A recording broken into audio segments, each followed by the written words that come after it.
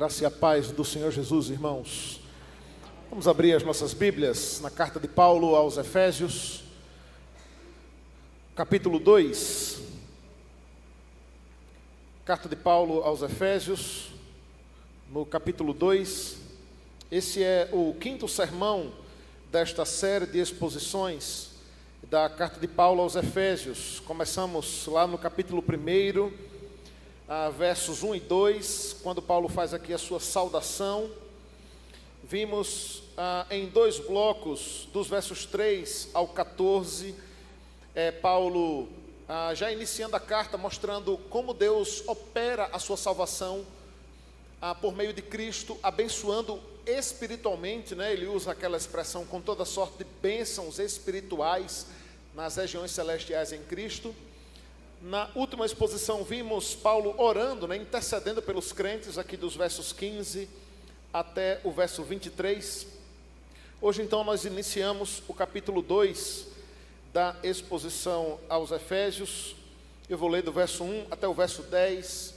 Peço que os irmãos acompanhem atentamente a leitura da Escritura Sagrada, que assim diz: Ele vos deu vida, estando vós mortos nos vossos delitos e pecados, nos quais andastes outrora, segundo o curso deste mundo, segundo o príncipe da potestade do ar, do espírito que agora atua nos filhos da desobediência, entre os quais também todos nós andávamos outrora, seguindo a inclinação da carne, fazendo a vontade da carne e dos pensamentos, e éramos por natureza filhos da ira, como também os demais.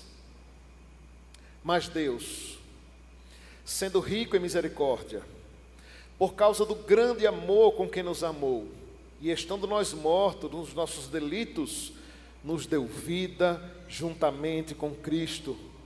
Pela graça sois salvos, e juntamente com Ele nos ressuscitou, e nos fez assentar nos lugares celestiais em Cristo Jesus, para mostrar nos séculos vindouros a suprema riqueza da sua graça e bondade para conosco em Cristo Jesus.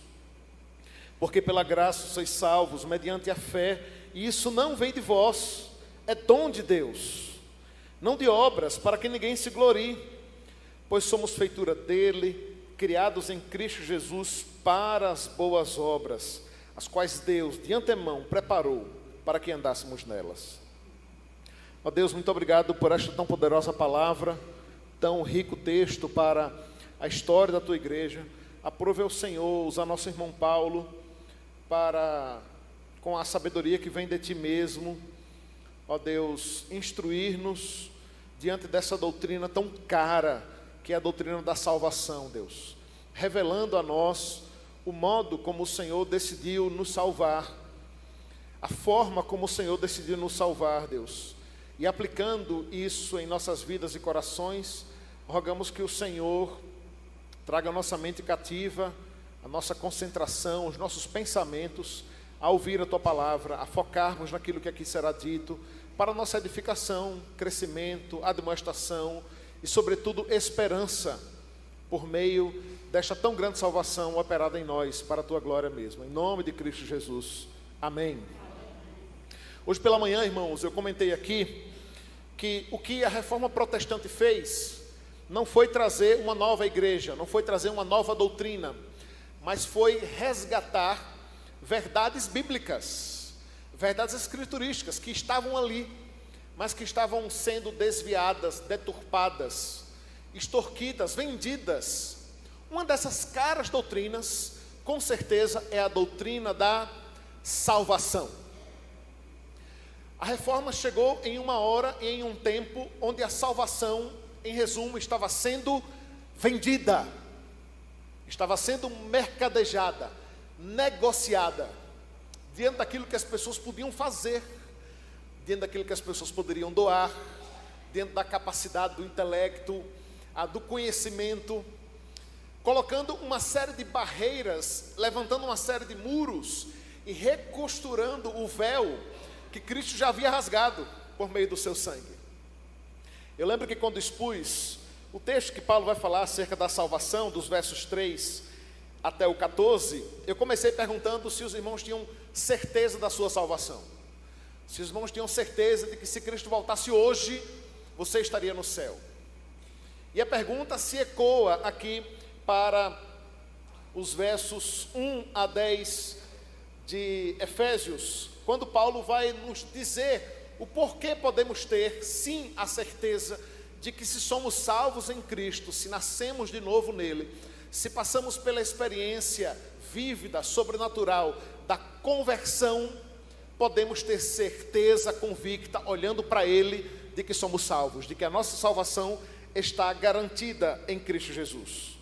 Nesse texto, Paulo vai mostrar, irmãos, a condição do homem sem Deus e a condição do homem salvo por meio de Cristo. Da morte para a vida pela graça de Deus.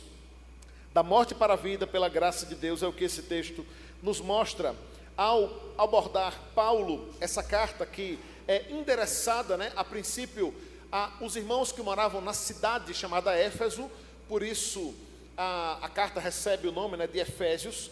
Mas não apenas isso, mas também é uma carta que foi endereçada ou posteriormente enviada para todas as regiões da província ali da Ásia Menor, ali no primeiro século, por volta do ano 58 depois de Cristo, quando Paulo escreve essa carta, diga-se de passagem, preso em Roma, e com muita alegria, com muita vibração em seu coração, com muito vigor, Paulo vai tratar principalmente acerca desta doutrina nessa carta. Nos 4 primeiros capítulos, Paulo dedica-se a mostrar o que é essa salvação, a característica desse povo de Deus. Quais são as características que deve ter o povo de Deus, independente da nação, da etnia, do tempo, são essas características, e é isso que Paulo vai trabalhar aqui. Dos versos 5 em diante, Paulo vai trabalhar então como essa salvação deve ser aplicada na prática, como ela deve ser vivida, e já falando aqui do seu processo de santificação. Então, Paulo inicia, irmãos, a carta, ou melhor, esta perícope, a qual pode estar intitulada assim aí na sua Bíblia, do pecado para a graça da salvação, mostrando a condição do homem. A condição do homem.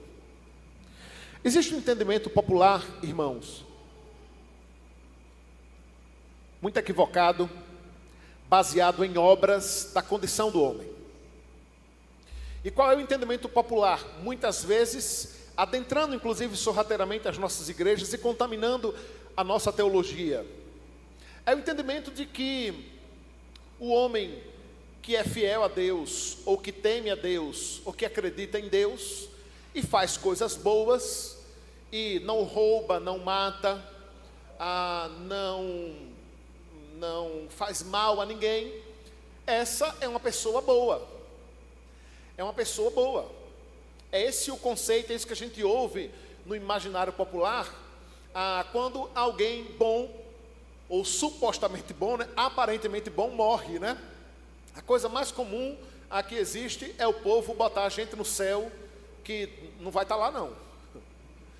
Acontece muito quando morre um artista famoso, Uma personalidade famosa, um indivíduo muito querido para nós, Alguns artistas que morreram eram queridos de nós, Eu gostava tanto de Silvio Santos, coitado, Morreu.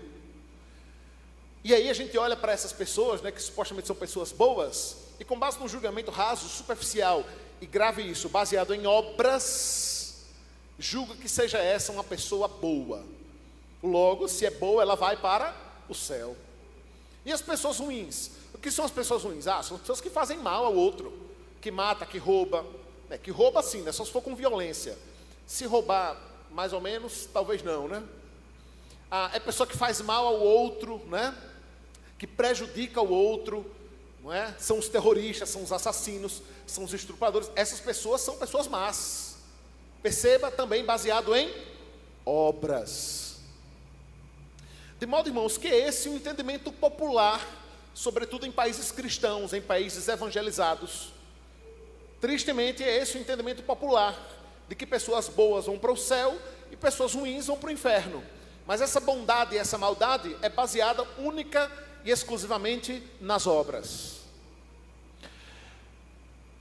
Então eu quero voltar a fazer a pergunta, porque talvez tenham pessoas aqui que tenham essa dúvida, e a pergunta é: Se Cristo voltasse hoje, se esse culto nem acabasse, as trombetas tocassem, os céus se rasgassem, e Deus e Cristo descesse sobre as nuvens, é o dia do juízo final, é o julgamento. Você estaria salvo ou você estaria perdido? Você iria para o céu ou você iria para o inferno? É bem provável que você responda essa pergunta, ou tenha respondido essa pergunta, ou creia que a resposta a essa pergunta depende daquilo que você faz ou deixa de fazer.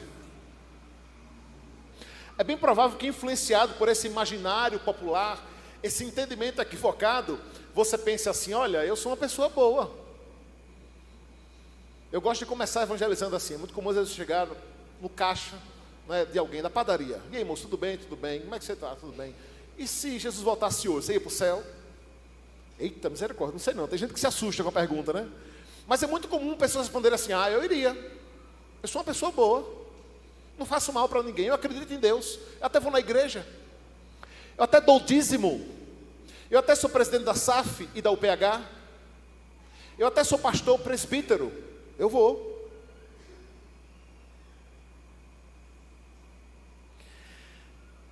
A questão, irmãos, é que esse imaginário popular e esse entendimento de que a salvação em alguma coisa depende daquilo que eu faça, o que eu deixo de fazer, não se encaixa com o que a Bíblia fala acerca da salvação.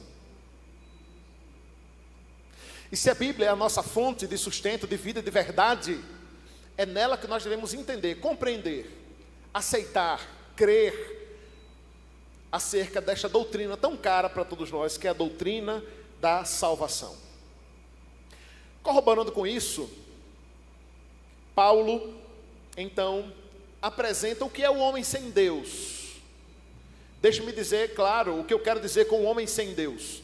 O homem sem Deus não é o homem que é ateu, tá? Ou não somente.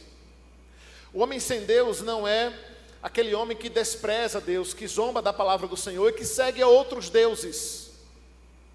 O homem sem Deus é todo aquele homem, é toda aquela mulher que ainda não passou por um verdadeiro e genuíno processo de conversão. É todo aquele que não nasceu de novo. Isso é importante enfatizar, porque num país religioso, cristianizado como o nosso, todo mundo se entende ser uma pessoa de Deus. Todo mundo se entende ser um servo de Deus, um filho de Deus. A gente ouve isso, afinal de contas, todos somos filhos de Deus. Não é não. Não é não. A Bíblia não diz isso não. Muito pelo contrário. Ela diz que você é filho de outra coisa, e é o que nós veremos aqui.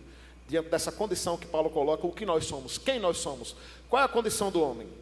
Paulo começa então, vá acompanhando aí comigo na sua Bíblia, mantenha-na aberta, porque Paulo diz que Ele nos deu vida, Ele quem? Deus, Cristo Jesus. Nos versos anteriores, é justamente isso que ele está dizendo, né? No verso 20, por exemplo, volte aí, ele diz: o qual exerceu Cristo, ressuscitando dentre os mortos, fazendo-nos assentar à direita nos lugares celestiais, acima de todo principado e potestade, e domínio, e pôs todas as coisas debaixo dos seus pés, o qual é a plenitude. Ele está se referindo a Cristo, certo? Então, ele que é em Cristo, nos deu vida, estando nós mortos nos nossos delitos e pecados. Eis uma palavra para resumir a vida do homem e da mulher que ainda não se converteu, não se rendeu aos pés de Cristo e passou a seguir os seus passos verdadeiramente. É uma condição de morte. Morte. Morte espiritual. E essa morte aqui, você sabe que a morte, ela tem esse sentido, essa conotação de separação, né? Nós morremos justamente quando o nosso espírito separa-se do nosso corpo, né?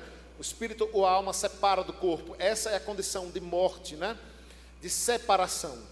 A morte aqui aponta para essa separação de Deus.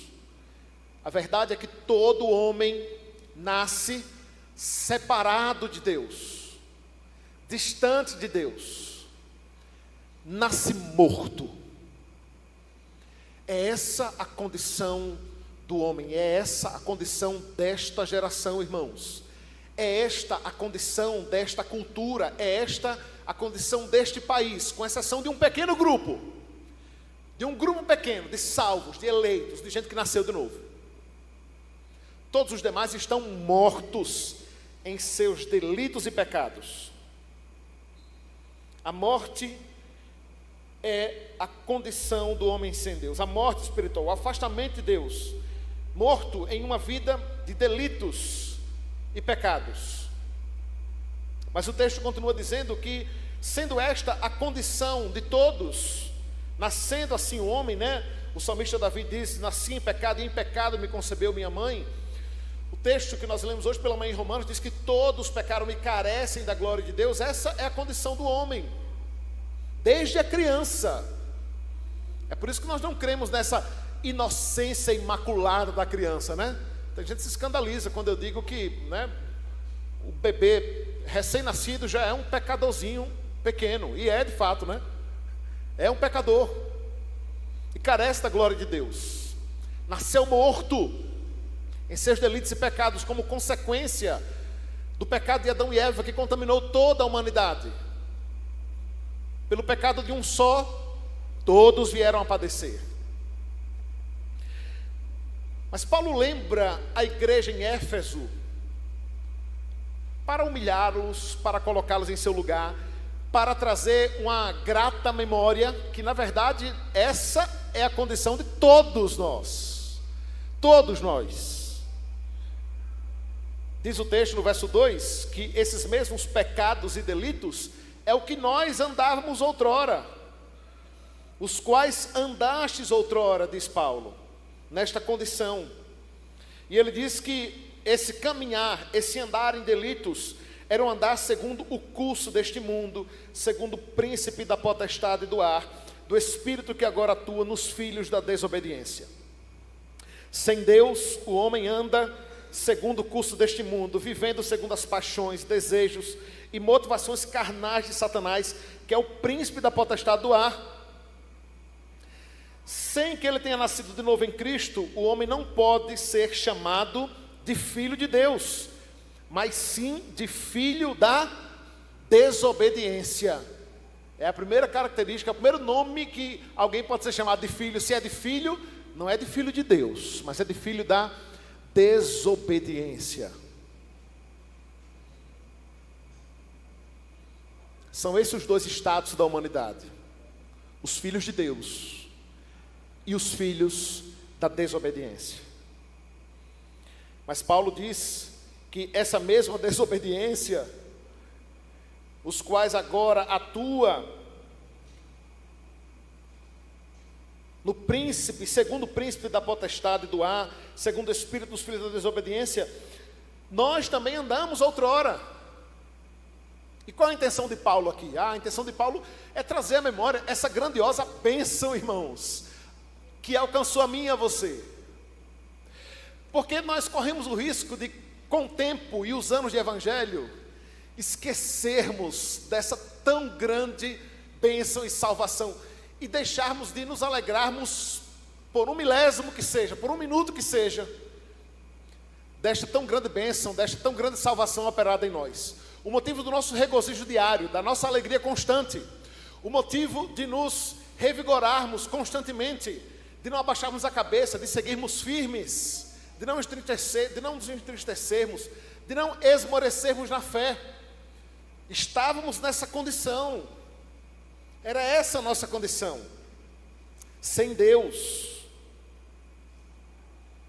Isso também vale para aqueles que se converteram muito cedo, que fazem parte da família da aliança, são filhos da aliança, que mesmo sem Deus, estavam vivendo nesta condição espiritual, até passar pelo seu processo de conversão, quando o Senhor opera e age milagrosamente, completando essa salvação em seu coração. Mas o verso 3, acompanha comigo, Paulo diz, ainda falando dessa condição do homem sem Deus, que essa condição de desobediência e de delitos e pecados, nós também andávamos outrora, segundo a inclinação da carne, fazendo a vontade da carne e dos pensamentos, e éramos por natureza filhos da ira, como também os demais. Como explicar, irmãos? Como explicar pessoas que deliberadamente, planejadamente, decidem destruir suas vidas? Através do pecado, da promiscuidade, do desvio do Senhor, destrói suas vidas, a vida de suas famílias, cometem pecados hediondos, uns contra os outros. Como explicar a vida de alguém que, cego pelos seus erros, pelas suas atitudes e ações, permanecem fazendo aquilo que é mal aos olhos do Senhor, prejudicando a si mesmo e aqueles que estão ao seu redor e distanciando-se cada vez mais do Senhor? É porque ele está nessa condição, narrada por Paulo aqui no verso 3.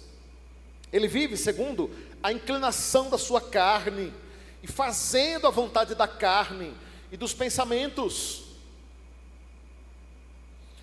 O pecado colocou em toda a humanidade nesta condição, irmãos. Paulo nos lembra e lembra a igreja de Éfeso, mostrando que era essa a condição a qual todos nós andávamos. O famoso reformador, Martinho Lutero, escreveu um livro intitulado Escravos da Vontade, ou Escravos do Desejo, apontando justamente para essa ideia de ser essa a condição do homem sem Deus. O homem sem Deus, irmãos, sem que ele tenha sido lavado, redimido, justificado e convertido, ele não quer outra coisa senão pecar. Ele só não peca quando ele não tem oportunidade, mas quando ele o tem, ele o faz. Quando ele o tem, ele o faz. Esses dias eu estava vendo um dado mostrando que os momentos, ou o ambiente, a estatística mostra em que as traições, conjugais, boa parte delas acontecem no ambiente de trabalho e acontecem em viagens a trabalho. É porque muitas vezes é assim que o homem, muitas vezes não, é assim que o homem se relaciona com o pecado. Muitas vezes só não peca porque não tem oportunidade. Quando tem, ele vai lá e faz. Quando não há o temor de ser pego, de ser visto, de ser denunciado, ele vai lá e faz. É impressionante ver a hipocrisia, das figuras midiáticas que estavam fazendo aquilo que é errado, aquilo que é mal, aquilo que é criminoso, e não estavam nada arrependidos, até o dia em que sai um vídeo ou um áudio revelando tudo, aí ele cai num arrependimento profundo. Cai nada, é só porque veio à tona. Se não fosse, permaneceria lá, preso, escravo do pecado. Porque o pecado é como uma areia movediça, irmãos, impossível de sair de lá sem ajuda, sem que o próprio Cristo lhe estenda a mão e lhe tire desse lamaçal de podridão, representado aqui por Paulo através da vontade carnal. A vontade carnal tem uma relação direta com os pecados carnais: a cobiça, a ganância, a inveja, o adultério, a malícia, a apostasia, a feitiçaria, a idolatria. É essa a condição do homem sem Deus. É isso que Paulo está narrando aqui, especificamente lembrando a igreja de Éfeso o que é a vida desse homem sem Deus. É a vida de alguém que está morto em seus delitos, morto em seus pecados, e que por sua natureza, pela influência de Adão, ele na verdade é filho da ira, como também os demais. Todos são filhos de Deus? Não. De cara, todos são filhos da ira.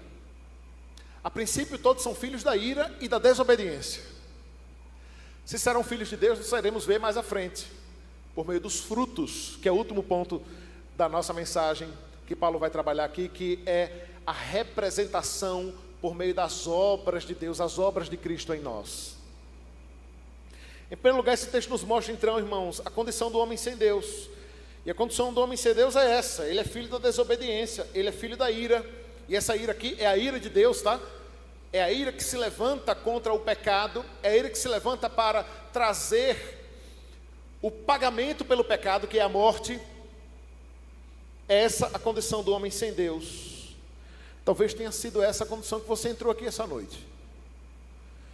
Talvez você se encaixe, se identifique com isso que você está ouvindo aqui. Porque você está distante do Senhor, vivendo em pecado. Uma vida de pecado, distante de Deus. Vivendo uma vida de farsa, de aparência. Mas na verdade você sente-se assim. Distante do Senhor, próximo do pecado, distante de Deus, próximo deste mundo, das coisas deste mundo. Mas é uma boa notícia. A boa notícia é o Evangelho. A boa notícia é a maravilhosa misericórdia, graça e salvação de Deus, operada em nós por meio de Cristo. Os versos 4 a 7, então, mostra como Deus nos alcançou por meio do seu amor. Alcançou a todos? Não. Afinal de contas, Paulo já havia dito, no capítulo 1, que ele alcançou aqueles a quem ele predestinou. Ele alcançou aqueles a quem ele elegeu. Então, esse alcance não é para todos. Até porque a maioria irá rejeitar esse alcance, irá rejeitar esse evangelho, irá rejeitar essa salvação. Mas Deus, sendo rico em misericórdia, podendo Ele inclusive ter condenado a toda a humanidade, afinal todos pecaram, e a condição, o salário, o pagamento pelo pecado é a morte eterna, a separação eterna de Deus. Então a pergunta não deveria ser, como é que pode Deus salvar uns e não salvar a outros? Mas a pergunta deveria ser, como é que pode Deus salvar alguém? Que amor é esse? Que misericórdia é essa? Que graça é essa? Que salva pecadores, que salva gente que estava morta em seus delitos e pecados, que salva gente que andava segundo o príncipe da potestade do ar, do espírito que atuava como espírito da desobediência, como filho da desobediência. Que merecimento há em Deus salvar pessoas assim? Mas Deus. Esse é uma das partículas condicionais mais importantes da Escritura, irmãos. Esse mas.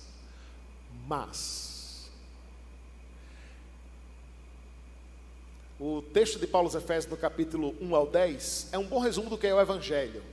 O Evangelho ele constitui basicamente duas notícias.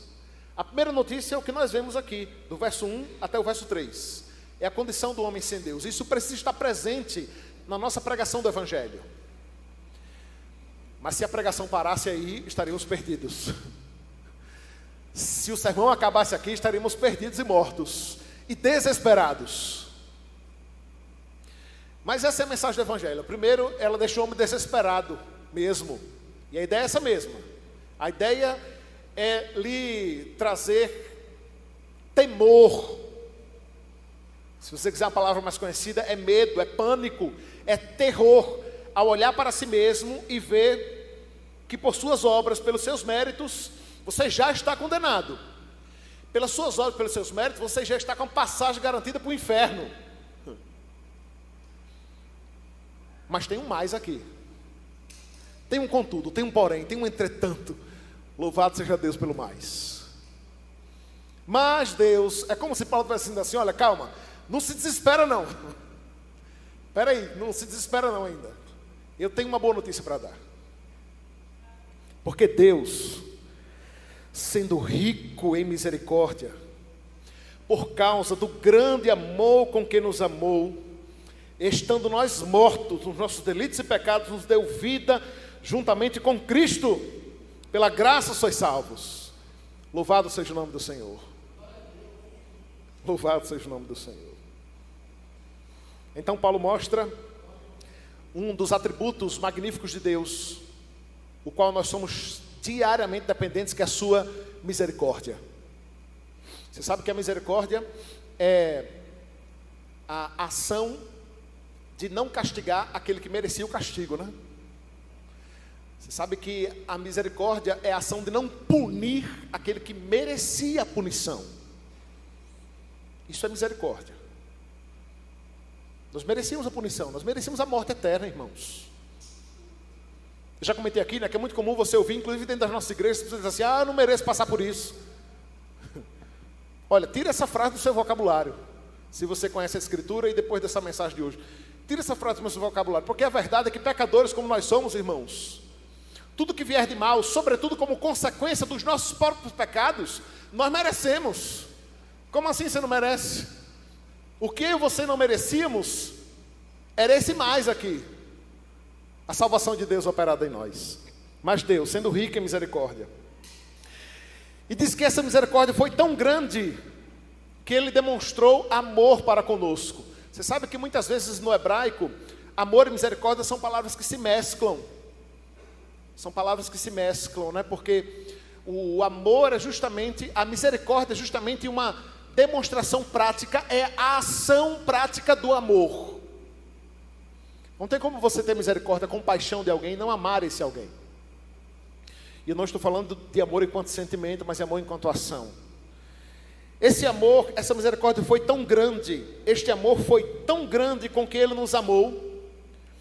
E aí, Paulo é insistente com esse negócio de lembrar que a gente é pecador, né? Por que dizer no verso 5 de novo que a gente é pecador? Ele já tinha dito nos versos 1 ao 3, mas ele relembra de novo a mim e a você. Olha, Ele nos amou, mas Ele nos amou estando nós mortos nos nossos delitos. Eu acho bem interessante essa insistência de Paulo. Vai aparecer mais aqui, viu? Paulo lembrando o tempo todo a mim e a você que a salvação é pelo amor de Deus, é pela graça, é pela misericórdia de Deus, que você e que eu somos pecadores.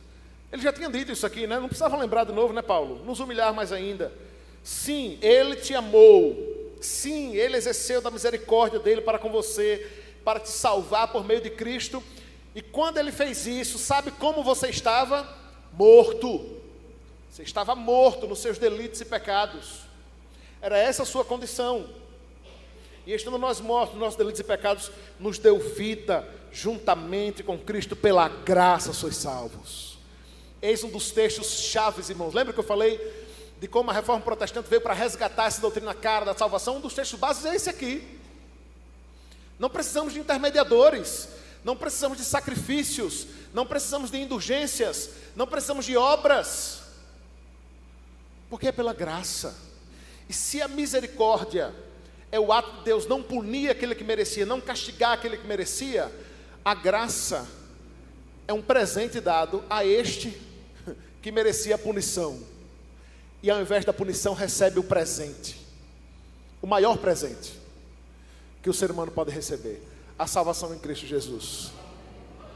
A salvação por meio da graça é Deus olhando para o homem, não olhando para as suas obras, não olhando para as suas ações, não olhando para aquilo que ele fez ou deixou de fazer ou fará, não olhando para o quanto ele orou ou deixou de orar, não olhando para o quanto ele leu a Bíblia, não olhando para as suas obras, mas olhando para as obras de Cristo e aplicando nele essa misericórdia, essa graça, essa salvação. E agora o contraste aqui, que nós que estávamos mortos, agora temos vida, da morte para a vida, por meio de Cristo, através da sua graça, da sua misericórdia, da sua bondade. A ênfase é insistente e intencional de Paulo aqui, em mostrar a condição pecaminosa e imerecida que o homem se encontrava quando foi alcançado por essa misericórdia, por esse amor gracioso de Cristo.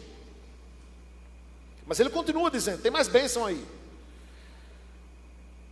Porque ele diz no verso 6, e juntamente ele nos ressuscitou e nos fez assentar nos lugares celestiais em Cristo Jesus, para mostrar nos séculos vindouros a suprema riqueza da sua graça e bondade para conosco. A canção que nós cantamos aqui, né? É um belo resumo desse texto que acabamos de ler, né? Quando diz, justificado fui, santificado sou, glorificado serei através de Cristo, né? É baseado no texto de Efésios, quando Paulo diz que Ele nos ressuscitou e nos fez assentar nos lugares celestiais. Isso aqui é glorificação, para mostrar nos séculos vindouros a suprema riqueza da sua graça para conosco em Cristo Jesus. Nós, em Cristo, nós nascemos de novo, pois estávamos mortos nos nossos delitos e pecados, nascemos de novo, e apesar de ainda passarmos pela morte, porque ainda é uma condição deste mundo e desta natureza pecaminosa, podemos ter a certeza de que iremos ressuscitar com Ele. Assim como Ele ressuscitou, nós também ressuscitaremos. É por isso que o crente verdadeiro que passou por essa experiência não deve temer a morte, porque a morte é apenas uma passagem.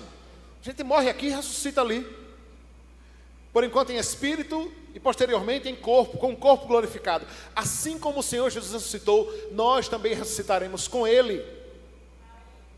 Para mostrar nos séculos vindouros de Paulo a suprema riqueza da sua graça e bondade para conosco. Em segundo lugar, esse texto nos mostra como nós somos alcançados pelo amor de Deus. Mas eu disse que Paulo gosta de enfatizar algumas coisas, né? E a repetição na Escritura sempre tem essa intenção de fazer com que a verdade seja consolidada na sua mente. Se não ficou claro de algum modo, o autor faz questão de repetir com outras palavras, de outras formas, para enfatizar aquilo que deve ser guardado no seu coração. A ênfase de Paulo aqui, dos versos 8 e 9, é mostrar como essa salvação se dá por meio da graça, mediante a fé. A graça de Deus, irmãos, é um de seus atributos e de suas características principais para conosco. A graça a qual nós não merecíamos, a graça a qual Ele não era obrigado a ter. Nós quebramos o trato, o acordo, o pacto que fizemos com Deus lá no Éden. Ele disse: se você desobedecer, certamente morrerá. E aquilo varia para toda a humanidade. Era essa a nossa condição, era esse o nosso futuro. Separação eterna diante de Deus, morte eterna, choro e ranger de dentes eterno, sofrimento eterno. Aí Ele vem com a sua graça, com o seu favor imerecido, com o seu amor bondoso. E Paulo então enfatiza e ressalta mais uma vez, verso 8, acompanha comigo: porque pela graça sois salvos, mediante a fé. E isso não vem de vós, é dom de Deus. Olha lá Paulo de novo com insistência, lembrarmos que não depende da gente. Eis uma insistência necessária em nossos dias, irmãos. É triste como a doutrina da salvação somente pela graça ainda não é uma característica da cristandade, da igreja evangélica no Brasil. Na verdade, tristemente, é uma doutrina que continua causando polêmica. Dada a dificuldade das pessoas de entenderem que não há nada, absolutamente nada que elas possam fazer para serem salvos, porque não trata-se de uma atitude do homem, e sim de Deus, por meio de Cristo Jesus, salvando a quem Ele quer salvar. Pela graça sois salvos, mediante a fé. Isso não vem de vós, é dom de Deus. A ideia aqui, irmãos, é que a fé necessária para a salvação, que é a fé salvífica, é a fé salvadora, até mesmo esta não vem de nós. Como pode ter fé um coração de um morto? O que faz um morto? Nada. Que vontade tem um morto? Nenhuma. Que desejo tem um morto? Nenhum. Aliás, se o tiver, é o desejo para as coisas deste mundo, para as concupiscências dessa carne, para a desobediência, e não para Deus. Essa fé só é operada no coração daquele que é salvo por meio de Cristo, porque ela vem do próprio Deus. Assim como a graça, ela é um dom de Deus, ela é uma dádiva do Senhor. A fé salvífica é a fé que é posta, é plantada em nosso coraçãozinho pelo próprio Deus. Eu gosto sempre de ilustrar dizendo que quando o indivíduo se converte, isso não acontece necessariamente quando ele vem aqui e faz a sua pública profissão de fé. Isso não acontece quando ele levanta a mão e diz: eu aceito. Sabe onde isso acontece? Isso acontece lá no coração dele, quando ele começa a pensar assim. E eu já ouvi vários testemunhos assim. Vários testemunhos. Pessoas dizendo assim: e aí, pastor, teve uma hora que comecei a não ter mais vontade de ir para as festas, para a balada. Comecei a ficar com peso na consciência dos erros e pecados que eu estava cometendo. Comecei a sentir vontade de ir para a igreja. Nunca tive vontade de ir para a igreja, pastor. Me ajoelhei e fui orar, pela primeira vez fui orar, falar com Deus. Sabe por que isso acontece? Porque a fé salvífica já foi plantada em seu coração.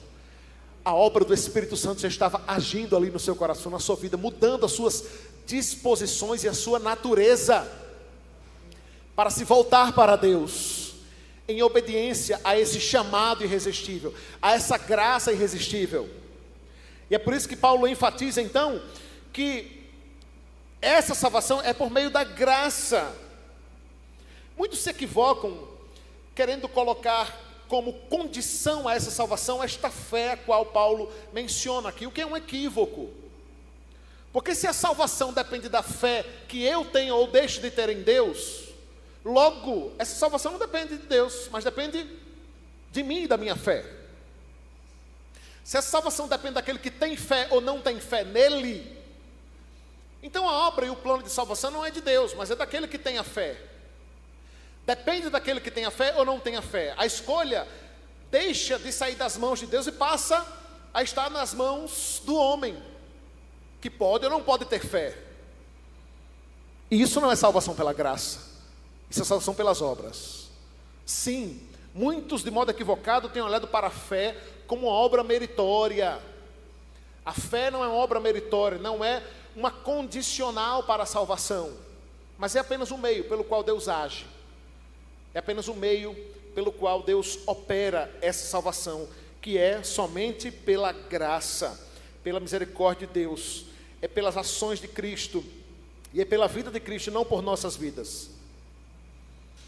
Isso não vem de vós, nada vem de nós, enfatiza o texto, isso não vem de vós, é dom de Deus, não depende das obras. Ah, como se enganam, irmãos, não se engane, se você está nessa condição, não se engane, achando que a sua salvação depende do quanto você é uma pessoa boa.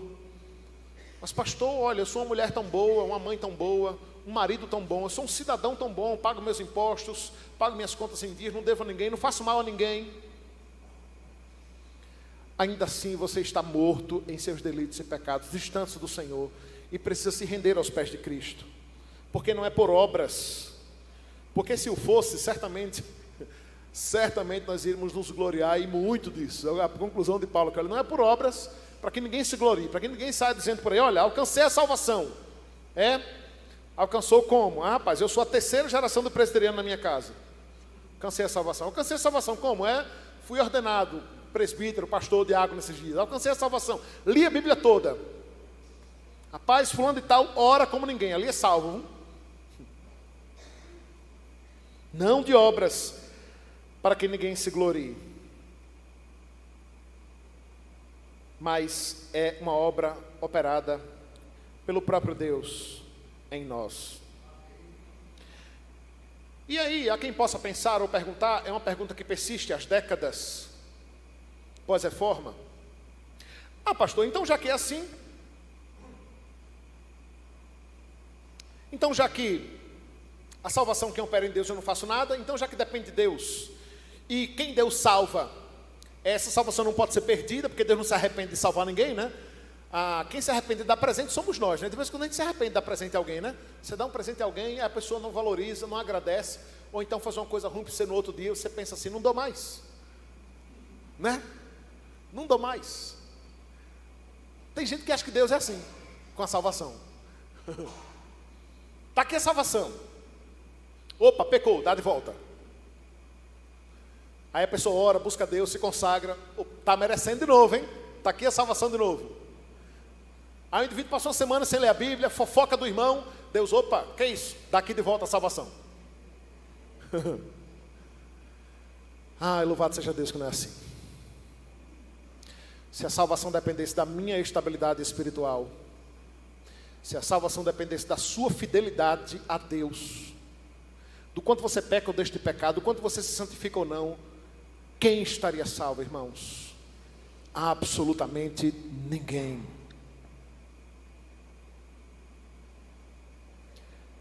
Mas aí alguém pode pensar, então já que está salvo, né? Então, a salvação é dele, quem opera é ele, então eu posso viver do jeito que eu quiser. Então eu posso ter uma vida de pecado. Então, olha, pode fazer qualquer coisa, que eu já estou salvo mesmo. É só me arrepender mais à frente, né? Que ele vai salvar. Não funciona assim não, amigo. Porque a mesma doutrina basilar que mostra e que fala acerca de toda essa salvação, de como ela se dá, o texto conclui mostrando de como essa constatação da salvação é vista na vida do crente. Esse é o nosso quarto ponto. A constatação da salvação na vida do crente. Depois de falar então que a salvação, insistentemente, né, que a salvação não é pelas obras, não é pelo que você faz, mas é pela graça de Deus, Paulo então vai dizer concluir aí o verso 10 dizendo que nós somos feitura dele. Foi ele quem nos fez. Nós somos criados em Cristo Jesus com um objetivo, com um propósito, com uma finalidade: para as boas obras. Em outras palavras, o que Paulo está dizendo aqui é: nós fomos feitos por Deus e criados em Cristo Jesus para uma vida nova, uma vida de novidade, para sermos sal, para sermos luz, para sermos santos. As boas obras aqui nada tem a ver com dar esmolas. As boas obras aqui nada tem a ver com a sua compaixão em ter o bolso aberto e ser generoso com as pessoas, dentro dessa visão superficial também que muitas vezes o mundo tem acerca das boas obras, né? O que são boas obras à luz da Escritura, à luz de uma doutrina bíblica? As boas obras são aquelas obras as quais Deus mandou que andássemos nelas. As boas obras significa ter uma vida que agora condiga como um discípulo de Cristo, como um servo de Cristo. As boas obras têm a ver com o indivíduo que estava morto em seus delitos e pecados e agora está vivo juntamente com Cristo. As boas obras têm a ver com o contraste daquele que antes vivia preso, escravizado ao pecado, e agora ele é escravo de Cristo e servo do Senhor somente, e não dos seus pecados, não da sua carnalidade.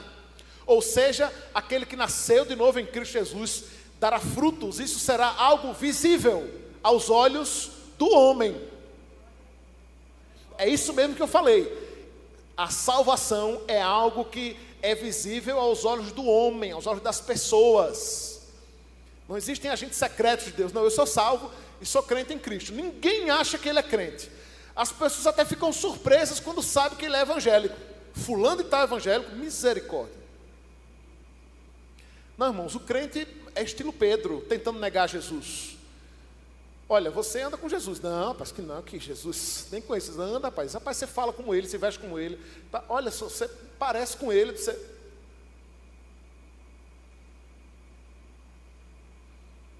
Ele nos fez em Cristo Jesus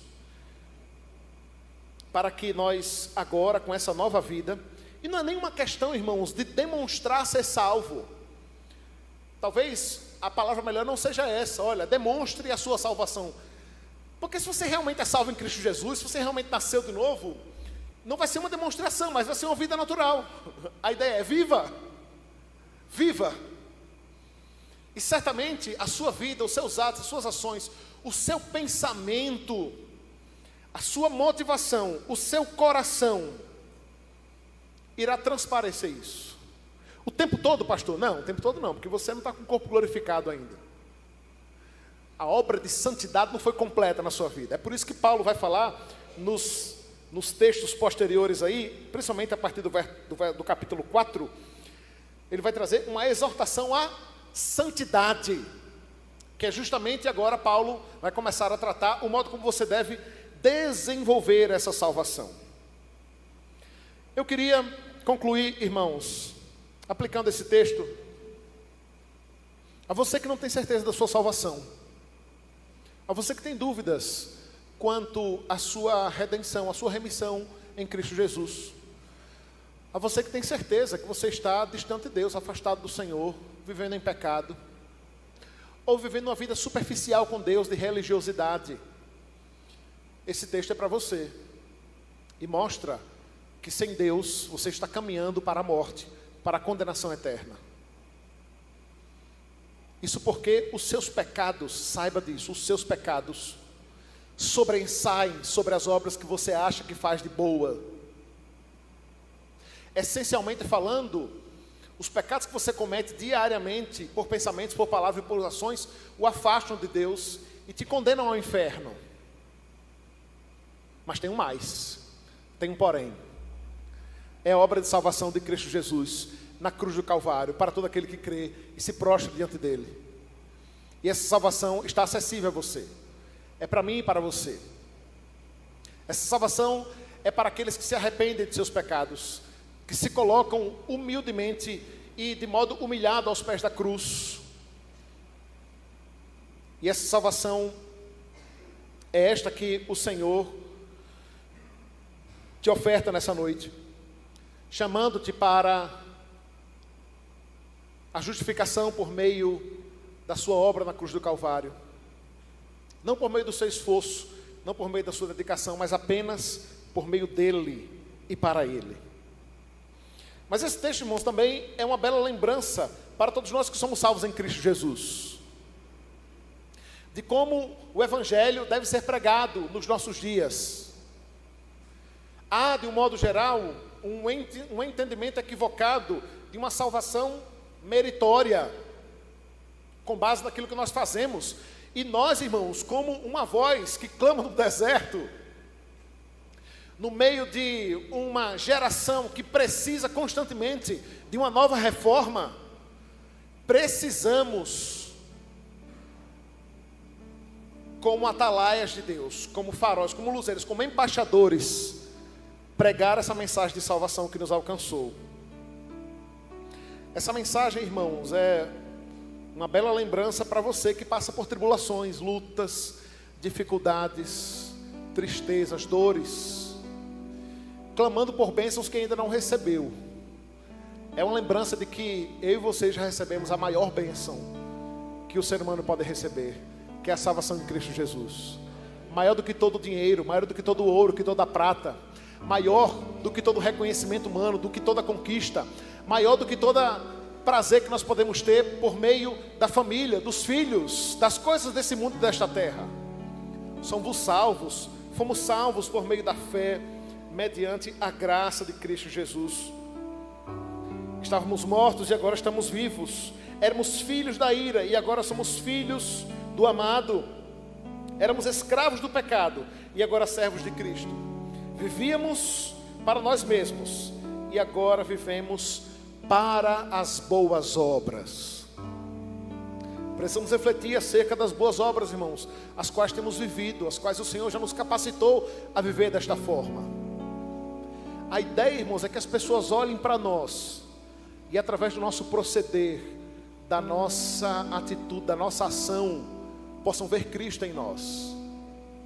Se por um lado é triste e vergonhoso, né, quando alguém diz, olha, fulano de tal é crente, como é bom ouvir o testemunho, né, de quando alguém se volta para você, ou se volta para um crente e diz assim, você é crente, né, você é evangélico, né, isso sem que você esteja necessariamente com a camisa escrita Jesus te amo, ou sem que necessariamente você esteja com um linguajar gospel, chamando todo mundo de irmão, porque as obras de Cristo transparecem em nós, resplandecem em nós, que essa salvação possa ser operada em nossas vidas e em nossos corações, que Cristo continue exercendo essa salvação, salvando pessoas, chamando pessoas ao Evangelho, e que essa igreja, que eu e você, e quando digo essa igreja, é eu e você, sejamos nesse mundo como propagadores dessa verdade que liberta, desta salvação que liberta do pecado, desta mensagem que traz vida no lugar de morte. Vamos ficar de pé e vamos cantar.